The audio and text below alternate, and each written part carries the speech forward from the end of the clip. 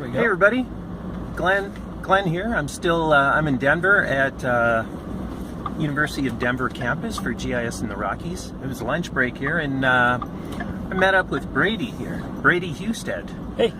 And Brady's with a startup, Argis, pardon me, spelled A-R-G-I-S. And his company's part of the Esri Small Business Startup Program. Yep.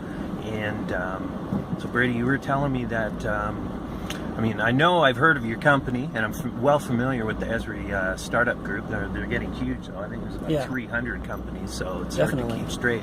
But you guys won an award. Yeah, yeah, we're from the partner conference. We're the Innovation Partner of the Year.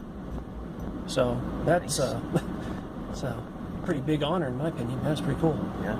So you were in San Diego this summer, no doubt, at the event? Yeah, we went to Palm Springs to accept the award, and then we were part of the Startup Pavilion at San Diego this year. So I missed you there, but I did see your interview with Kurt and Katie. So that was pretty cool. Yeah, they're a good bunch, and that program seems to have taken off well. Hopefully, it's giving you guys a bit of a little bit of support, I'm sure. Absolutely, it's been great. Yeah. So a little bit more. So your company, you're based. We're here in Denver, and this is your backyard, I guess. Yeah, this is kind of our starting point. So Argis Solutions is is the first geospatial augmented reality company here in the U.S. So we make an augmented reality solution, the Argis framework, which dynamically translates your GIS data into augmented reality data that you can then display on tablets, phones, or a wearable if you have such a thing at this point, like Meta glasses or ODGs or something like that. Okay, good. So, and it should be said, you're not a GIS guy, and you're not really wouldn't call you a GIS company, right? We're talking about that. I fell into GIS development about 15 years ago and love it. But at the end of the day, I joke that I really have never been a GIS analyst, so I'm not, my customers are usually better at using the software and making the geoscience work than me. What I do is I always create the visualization or create the system that supports them doing their work. Right. So your company, some of your clients are from the utilities sector, I understand, right? Which seems to make a lot of sense. They've got, no doubt, they've got the enterprise infrastructure going on. Yeah, it's, to a certain extent, the simplest story when it comes to augmented reality is show me what I can't see, right? I mean, let me walk out into a field and see where my pipe is, or my valve, or my, broadband circuit, or whatever you're dealing with, OC48 loop or whatnot. And so anybody who has a hidden expensive asset can kind of find value in that, especially getting in the hands of their field crews who may not be GIS experts, who aren't built to want to sit there and read maps all day to figure out where they are, but would rather just see their data and do their job.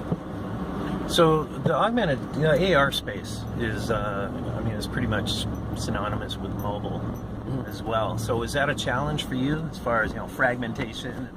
Are you developing solutions for, we got the Android and iOS markets, and, Windows too, which are ready for enterprise? Yeah, I mean, there's always challenges when you get into the mobile place, but in the mobile space. But one of the ways we kind of overcame that is we actually built our entire solution on a gaming platform.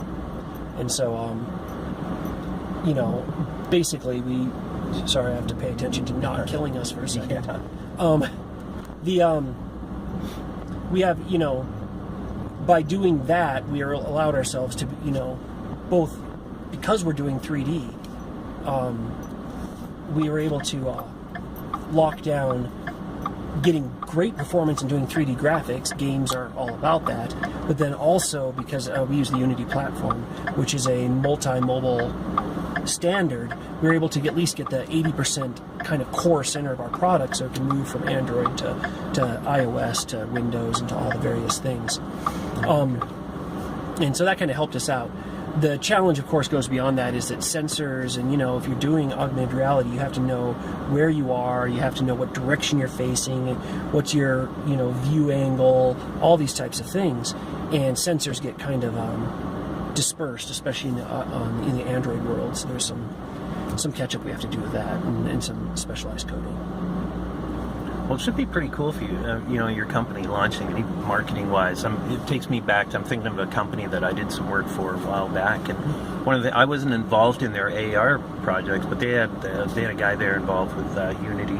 He used the Unity platform, and they were modeling an airport expansion. That was one of the jobs. Yeah. It was really cool. So, and the team, they walked through and could visualize, okay, this is what the airport is going to be, and that's how the authority wound up, selling the project to the public to raise funding.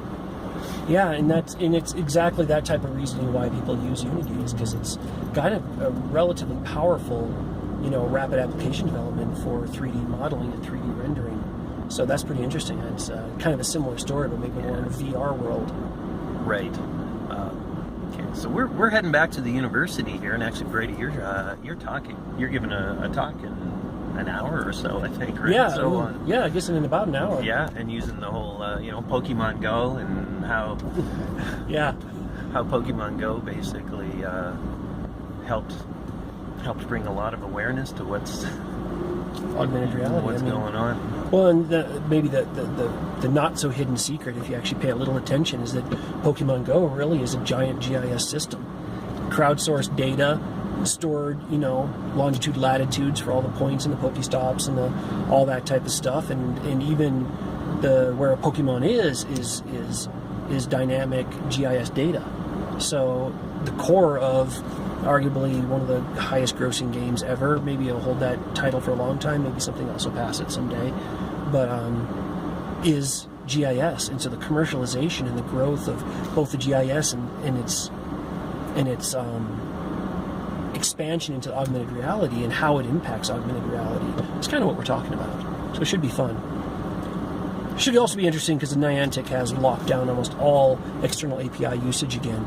So we might not be able to demo anything. So. Oh, okay. So we'll see. We might be standing up there and going, it didn't work. Right. Okay. Well, we'll cut it out. We're about 7.5 minutes in, so that's perfect. We'll say goodbye. We're actually going to go run and probably be a couple minutes late for Brian Timoney's talk. He's always entertaining. Yeah, absolutely. Yeah. So thanks for joining me, and thanks for watching, everybody. Contact information. So if people want to know more about you, where should they go?